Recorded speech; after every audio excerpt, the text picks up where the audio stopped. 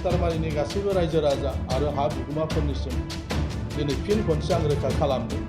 जे बेबायदि नोंथांमोननि हाखौ सेनानै बावहाय सार्किट हाउस डिसि अफिस माबा माबि बानायनो थाखाय जोंनि गभर्नमेन्टआ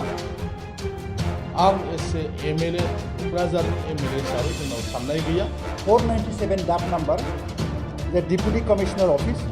आरो मडेल सार्किट हाउसनि थाखाय खारन जोङो जातिगत माखासे खोथाफोरखौ सेन्टिमेन्टखौ लानानै सिक्स सेडुलखौ लानानै ट्राइबेल बेल्टफोरखौ लानानै जोङो गोजौ जे सरकारनिफ्राय बिथोनखौ मोननानै जोङो बेखौ एप्रुभ खालामखायाखै बाथारमारि गामिनि रायजो राजाफोरनि हाखौ सेनो हाया बेनि थाखाय रायजो राजाफोरा जेबो गिखांनो आरो गोनो गोथो जानो नाङा बे बाथ्राखौ रोखायै बुंथिदों एमएलए लरेन्स इस्लारिया थांनाय माखासे सानफोर सिगांनिफ्रायनो बाथारमारि गामिनि 36 बिघा हाखौ इन्टिग्रेटेड डिसि मावख' आरो सार्किट हाउस लुफुंनायनि थाखाय सेनानै लानो नागिरनायनि बाथ्राया गोख्रोङै गोसारगासिनो थादों बेराफारसे हा बिगोमाफोराबो गावसिनि हाखौ सेनानै लामारसिगोननि फारसे गिखांना सरकार आरो क'क्राझार जिल्ला खुंथायनि हेंथायै खुद्रिखांबाय थानायखौ नुनो मोन्दों बे जेंना आयदानि सायाव दिनै जायगानि एमएलए लरेन्स इस्लारिया खौरांगिरि मेलनि गेजेरजों रोखायै फोरमायथिदों दि बाथारमारिनि हाखौ सेनानै लानायनि जेबो थांखि गैया थांनाय बोसोरनि सेप्तेम्बर दानाव बिटिसिनिफ्राय एनअसि हरदोंमोनब्लाबो लेन्ड एडभाइजारि बर्डआ गनायथि होआखै लेन्ड एडभाइजारि बर्डआ गनायथि होआब्ला रावनिबो हाखौ सेनायनि मोन्थाइ गैया होननानै बुंथियो एमएलए लरेन्स इस्लारिया बे हाया जोंनिखा बे हाया जोंनिखा खौरां बिजोंनि गेजेरजों मोनसे बाथ्राखौ आङो बे समाव क्लियार खालामनानै होनो थाखाय दिनै नोंथांमोनखौ लिंहरनाय जादों बे बाथ्रायानो जाहैबाय बावैसो साननि सिगां भातारमारि गामिनि माखासे सुबुंफोर आरो मोननैसो आफादा बिथांमोना हा दखल खालामनानै लादों सरकारा होननानै बिथांमोना मोनसे बाथ्रा बानसावबाय थादों बे बेलायाव बिथांमोना बिटिआरनि चिफ प्रमद बर' आरो एमएलए लरेन्स इस्लारि बिथांमोना थगायगासिनो दङ होननानै बिथांमोना खौरां बिजोङाव बुंदों बेखौ जोङो नोजोर गोग्लैदों दा बेनिखायनो माखासे बाथ्राखौ जोङो दिनै रायजो राजाफोरनो क्लियार होनो थाखाय बे समाव जोङो गभर्नमेन्टनि जे बाथ्राखौ लानानै बिथांमोना बुंदोंमोन जे बेवहाय नो अबजेक्सन हरदों नटिसआनो दङ होननानै बिथांमोना बेबायदि देखायदों आरो बेनि थाखाय साधारन रायजो राजाफ्रा आरो माखासे हा बिगोमाफ्रा बिथांमोना गोरोन्थि सानदों बिथांमोनखौ माने माखासे आफादफ्रा बिथांमोनखौ जर जबस्ति बिथांमोनखौ बाथ्रा बुंहोदों बिथांमोनखौ बुंनाय जादों जे गाबोननो फाउन्डेसन खालामसिगोन होननानै थ' बे बेलायाव बिथांमोननि भातारमारि गामिनिफ्राय माखासे सुबुंफोर बिथांमोना आंनो फोरमायहरदोंमोन जे सार्केल अफिसारा नायदों गाबोननो फाउन्डेसन जासिगोन सार्किट हाउस होननानै बिथांमोना खौरां हरदों लोगो लोगो आं बुंनो बेबायदि जेबो हाबाफारि गैया जुदि सार्किट हाउस बेवहाय माने जुदि फाउन्डेसन जायोबा लकेल एमएलए हिसाबै आंबो मिथिगौमोन थ' बेबायदि जेबो गैया बे ओनसोला खास हा माखासेया जों मिथिगौ मानोना साखाथियावनो क'क्राझार डिस्ट्रिक्ट स्पर्ट्स एस'सिएशननि गोबां बुरजा हा दङ आगोलाव एलटमेन्ट मोननायमोन आरो बे एलटमेन्ट टाइमा जोब्बायमोन दा गोदानै आं एमएलए जाखांनायनि उनाव क'क्राझार डिस्ट्रिक्ट स्पर्ट्स एस'सिएशननि हाखौबो गोदानै आंसो एलटमेन्ट खालामना होफिनदों 100निबो बारा हा बेयाव दङ थ' आं मिथिगौ बे ओनसोलाव माखासे खास हा दङ दा बिनिखायनो गभर्नमेन्टनि जुदि माबा मोनसे फसंथान जुदि फैयोब्ला बेखौ बाहा फसंनाय जागोन बेखौ सिगां गभर्नमेन्टआ बहाबा खास हा दङ नामा बेखौ नायग्रोनाय जायो आरो खास हाब्लाबो बहाबा जुदि न' दङब्ला मानसि थाबायब्ला आवग्रिनानै लाबायब्ला अब्ला बे खास हाफ्रावबो बेबायदि गभर्नमेन्टनि फसंथानफोरखौ फसंनो हाया थिग बेबायदिनो क'क्राझारावबो जिहेतु गोदानै सार्किट हाउस लुफुं जासिगोन सारा आसामाव आसामनि मानगोनां गिबि मन्थ्रि बिथाङा बुंदों जे सार्किट हाउस गोदानै लुनाय जागोन इन्टिग्रेटेड डिसि अफिस जागोन गोदानै जेलखौ लुफुंनाय जागोन जेल सिङावनो माने गेलेनायनि थाखाय खाबु मोननांगौ जेल सिङावनो हस्पिटाल थागोन दा बेबायदि गुवार हा नांगौ बेबायदिनि थाखाय सारा आसामाव आसामनि मानगोनां गिबि मन्थ्रिया बिदिनो फोसावदों थिग बे लेखायैनो जोंनि क'क्राझारावबो दिनै गोदानै सार्किट हाउस लुनाय जागोन, गोदानै इन्टिग्रेटेड डिसि अफिस लुनाय जागोन, गोदानै जेलखौ बानायनाय जागोन। दा बे बाथ्राफोरखौ रायलायबाय थानाय जादों। दा बे बेलायाव बिथांमोना जेखौ बुंदों नै माने दङ होननानै बे जाहैबाय थांनाय 2021 मायथाइनि 3 सेप्तेम्बर बावहाय बुंनाय जादों जे बिटिसिनि सेक्रेटारि NC बसुमतारी बिथाङा सार्केल अफिसार क'क्राझारनो हरदों इसिबां दाग नाम्बार बे होननानै बिथाङा मोनसे अर्डार हरदों। नंगौ बे बाथ्राया सैथो, नाथाय जों बयबो मिथिगौ 6 शिड्युलाव जोंनि काउन्सिलाव लेन्डआ मोनसे ट्रेन्सफार साबजेक्ट आरो बिनिखायनो बावहाय जोंहा SDLAC मोनसे कमिटि दङ, साब डिभिजन लेभेल लेन्ड एडभाइजारि कमिटि दङ। बे कमिटिनि पास नङाबा रावबो हाखौ होनो हाया। थ' बिनिखायनो बिथाङा आरोबाव फिन लिरफिननो गोनां जादों। 1 नभेम्बर 2011 मायथाइनि 1 नभेम्बराव बिथाङा आरोबाव मोनसे अर्डार दिहुननो गोनां जादों। बावहाय बुंदों जे subject to approval of SDLAC क'क्राझारनि साब डिभिजन लेभेलाव थानाय लेन्ड एडभाइजारि कमिटिनि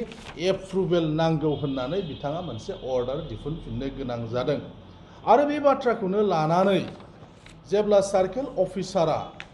SDLACनि गिबि मिटिं, बे मिटिङा 8/11/2021 आव जेब्ला जायो, नभेम्बरनि 8 तारिखआव 1 नभेम्बराव बिथाङा बुंदों जे SDLACनि एप्रुभ नांगौ आरो बे बाथ्राखौ बे प्रप'जालखौ सार्केल अफिसारा SDLACनि गिबि मिटिङाव लाबोदों। बे जाबाय 8 तारिख नभेम्बर आरो बे 8 तारिख नभेम्बराव लाबोनायाव क'क्राझार जोंनि जे SDLAC दङ, साब डिभिजन लेभेलनि जे लेन्ड एडभाइजारि कमिटि दङ, बे कमिटिया बेहाय एप्रुभ होआखै। मानो होनो जों जेब्लानिफ्राय मिथियो अब्लानिफ्रायनो आंबो बुंदों जे बेबायदि बाहाय होनाय जानाय नङा। भातारमारिखौ आं मिथिगौ, आंनि गोबां खोथा बाहाय बुंनाय जादों।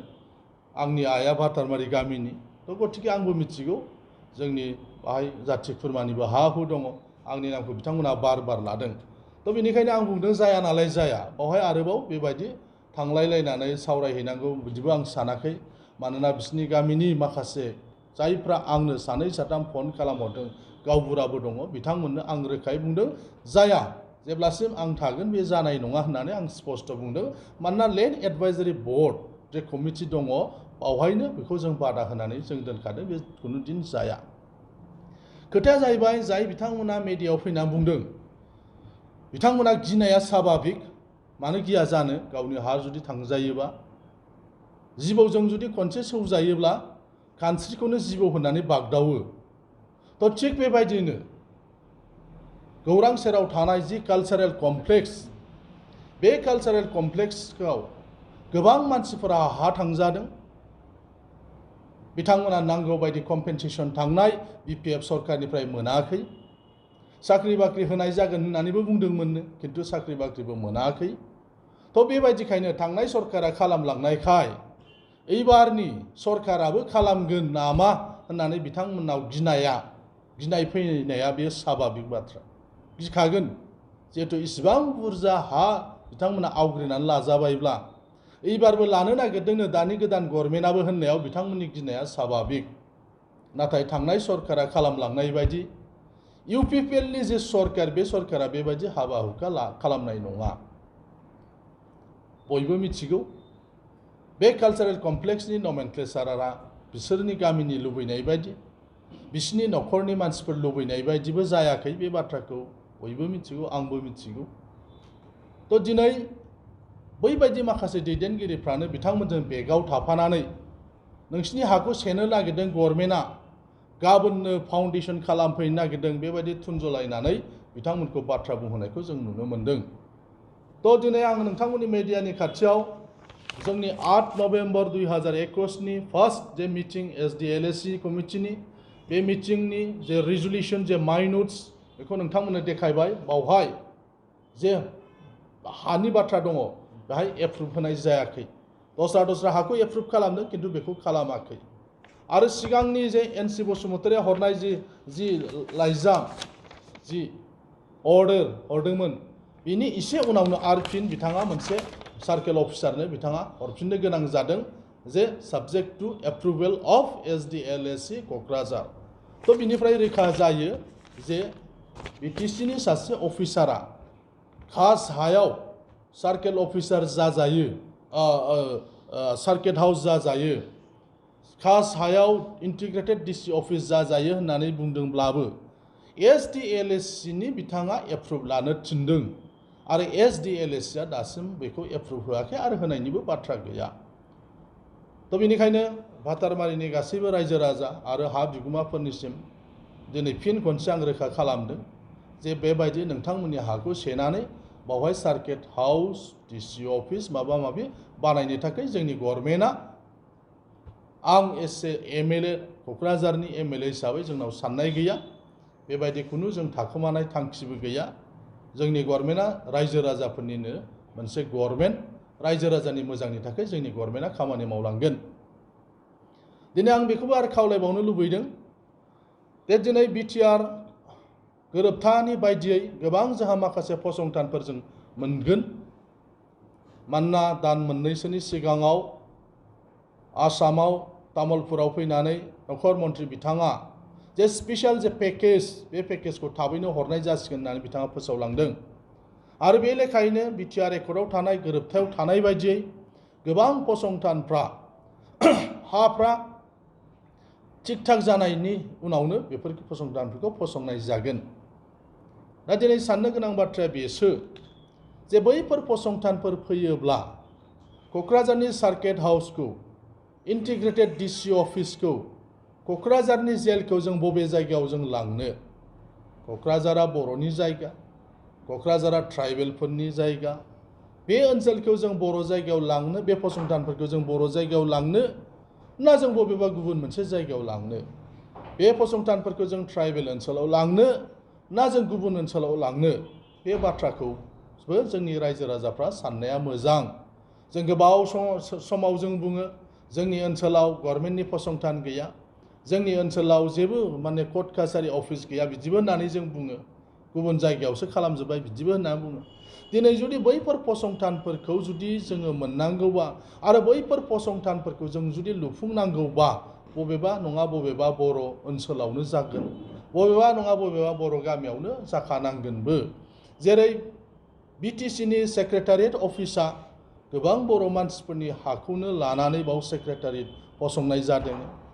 दिनै बर'फोरनि आरो थागिबि मानसिफोरनि हाखौ लानानै बिनेश्वर ब्रह्म इन्जिनियारिं कलेजखौ खालामनाय जादों। थागिबि आरो बर' मानसिफोरनि हाखौनो लानानै CIT खालामनाय जादों। बर' आरो थागिबि मानसिफोरनि हा हुखौनो लानानै दिनै मेडिकेल कलेज फसंनाय जादों। जों लुबैयो बेफोर गिदिर गिदिर फसंथानफ्रा बर' गामि एबा बर' ओनसोलाव जानांगौ। थ' गतिके बिनिखायनो उनफ्राव फैनो गोनां जिफोर फसंथानफोर दङ, बे फसंथानफोरखौ फसंनायाव बबेबा गामिनि खास हा, बबेबा गामिनि लांदां जानानै थानाय हाफोर बा गोसो जानानै हगारनाय हाफोरखौ नावनि गेजेरावनो बेफोर फसंथानफोरखौ खालामनांगोन। बियो बर' गामियानो जाखागोन, बियो ट्राइबेल गामियानो जाखागोन। मानोना क'क्राझारा जोंनि बर'नि जायगा आरो क'क्राझारा ट्राइबेलनि जायगा। बिनिखायनो बेफोर फसंथानफोरखौबो उननि समाव गायसनोबा जों बयबो लुबैखायो जे गावबा गाव जोंनि बर' ओनसोलफ्रावनो गिदिर फसंथानफ्रा जानांगौ। दा बिनिखायनो जायफोर आफादफ्रा बुंनो सानदों ट्राइबेलनि हा सिख'नानै बेबायदि फसंथान खालामनो नागिरदों, ट्राइबेलनि हाखौ सेनो नागिरदों दानि गभर्नमेन्टआ होननानै जेरैबायदि बानसावदों, गासिबो पलिटिकेल मटिभेटेड जों मानसिफोरखौ नुदों, जोङो TV स्क्रिनाव नुदों, पर्टेल निउसआव जों नुदों। बिथांमोनजों साखाथियाव सोर गसंनानै दङमोन, बिथांमोन बायदिनि थिननायावनो दिनै बेबायदि सादारन भातारमारिनि रायजो राजाफ्रा बुंदों। दा बिनिखायनो जों दिनै नोंथांमोननि गेजेरजों आरोबाव फिन खनसे जों बेखौ रोखा खालामबाय। आङो गेजेराव बुंदोंमोनबो मिडियायाव, नाथाय दिनै माने नोंथांमोनखौ लेंहरनानै नोंथांमोननि गेजेरजों बे खौराङा, बे रादाबा जाहाथे बे भातारमारि गामिनि रायजो राजाफोरनाव आरो बेबायदिनो माने सादारन बर' रायजो राजाफोरनाव बर'नि फसंथानफ्रा बे नंगुबै खोथाखौ जेन' मिथियो, बेनि थाखाय दिनैनि बे प्रेस मिटनि गेजेरजों बे बाथ्राखौ फिन खनसे फोसावफिननाय जाबाय। दानि BTR जि सरकार, बे सरकारा थांनाय GEC मिटिं, एग्जिकिउटिभ जे काउन्सिलनि मिटिं बे काउन्सिलनि मिटिङाव थांखि लादों आंनि आथिखालनि जे न' बे न'आबो खास हायावनो लुजानाय आरो 2018 मायथाइनिफ्राय जोंनि खास हानि पाट्टाखौबो लायाखै दा बेबायदि गोबां जायगायाव दङ आंनि बालाजान तिनालि ओनसोलाव दङ बड'लेण्ड इउनिभारसिटिनि खाथियाव दङ हाल्दैबारि मोनसोरगाव होननायाव दङ टेङापारा बाजै हटेलनि उन साइडआव दङ साइन्स कलेजनि साखाथियाव दङ बेबायदि गोबां ओनसोलाव दाबो माने खास हाफ्रा दाबो पाट्टा जायाखै दा बिनिखायनो बेफोर गासिबो बाथ्राफोरखौ जों सावरायबाय थादों आरो बेनि थाखायनो थांनाय जि इसि मिटिं बे इसि मिटिङावबो थाबैनो हानि पाट्टा होनांगौ होननानै जोंनि सरकारा बेखौ थांखि लादों दिनै आसाम सरकारा जिबायदि थांखि लादों जों बेबायदि माखासेखौ लानो हाया मानोना काउन्सिला गावहानो मोनसे निजा आयेन बेहा थाखायो आरो थानांगौ बेबायदिनि थाखाय दिनै जोङो आसाम सरकारा माने अनलाइन हा हुनि पाट्टा दिनै खालामनो हायो बिथांमोना बिनो हायो थिग खिन्थु जोंनि काउन्सिलाव बेबायदि जाया जोंनि काउन्सिला माखासे गोदान माने आयेनफोर सोदांनानै एसे गोरलै खालामनानै जाहाथे थागिबि आरो बर' ट्राइबेल मानसिफ्रा हा हुनि पाट्टा मोनो बेफोर बाथ्राफोरखौ रायलायबाय थानाय जादों दा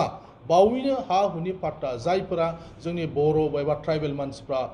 जुग जुग गोबाव बोसोरनिफ्रायनो बावहाय थादोंमोन बिथांमोनहा फोरमान दं बे हा हुनि पाट्टाफोरखौ होनो थाखाय जोंनि सरकारा थांखि लादों बेखौथ' जोङो थांनाय 8 तारिख नभेम्बर 2021 बेयाव जों एप्रुभ खालामखायाखै बे मोननै जे 497 डाक नाम्बार जे डिपुटि कमिशनार अफिस आरो मडेल सार्किट हाउसनि थाखाय खारन जोङो जातिगत माखासे खोथाफोरखौ सेन्टिमेन्टखौ लानानै सिक्स सेडुलखौ लानानै ट्राइबेल बेल्ट बर्डखौ लानानै जोङो गोजौ जे सरकारनिफ्राय बिथोनफोर मोननानै जोङो बेखौ एप्रुभ खालामखायाखै आरो जोंनि बे लाइट एडभाइजारि बर्ड कुनु एप्रुभेल नङाबा कुनु हायानो पास जाखाया जों एप्रुभ खालामबासो बेयो पास जागोन खारन जोङो बे हाया 8 तारिख नभेम्बराव 2021 बेखौ जोङो हल्ड खालामखादों कुनु बाथारबारिनि जे रायजो राजाफ्रा जायखौ राजनीतिक पार्टिफ्रा जे एलिगेशन लाबोदों बे कमप्लिटलि फल्स बियो जे डिसि अफिस जानांगौ सार्किट हाउस जानांगौ बेयो जानो हानाय नङा जोङो रायजोजों दंफायो आरो जोङो जातिनि सेन्टिमेन्टजों दंफायो बे थांनाय 6 मास 7 मासाव जों गोबां दरखास्त मोनगासिनो दं जोंनाव जों सानोबा जोङो बस्ता हिसाबैसो जोंहा दरखास्त दं जों दरखास्तखौ नाजावगासिनो दं आरो जोङो जेसेबां हायो जेसेबां जे ट्राइबेल मानसिफोरनो बेखौ सिन्था खालामनानै जों होनायनि लामायाव थांगासिनो दं आरो दहाय बुंनाय बादिबा जे टेङापारा आरो माखासे गुबुन गुबुन जायगायाव बेखौबो माखासे जों टेकनिकेल उसुबिदा थायो बाव हल्ड खालामनानै दोनथ'दों खिन्थु बेखौबो जोङो जेसेबां जोङो होनो थांगासिनो दं खिन्थु थांनाय बे 15-17 बोसोराव बेबादि दरखास्तखारि बेबादि बस्ता एप्लिकेशन सफैयाखैमोन जोंनि समाव जे UPPL सरकार थानाय समाव बेबादि दरखास्त होनायखौ जोङो एक्सेप्ट खालामगासिनो दं नाजावगासिनो दं एप्रुभ खालामगासिनो दं आरो थांनाय जों मिटिङाव बे 2 मास 6 मासावनो 2-3 मासावनो जों खमसे खम 200-300 न'खर सुबुंफोरखौ जोङो एप्रुभ खालामखाबाय बिनि सायाव जोङो जुदि गुबुन कमिउनिटि जुदि दङबा बिसिनि दरखास्त दङबा जों बाव NRCनिफ्राय लानानै भटार लिस्टनिफ्राय लानानै बेल्ट ब्लक नटिफाइड एरिया नंगौना नङा बे कागज पत्रखौ जों गासिबो रोखा एकदम नायजोबनानैसो एनालाइसिस खालामनानैसो स्क्रुटिनि खालामनानैसो जों होयो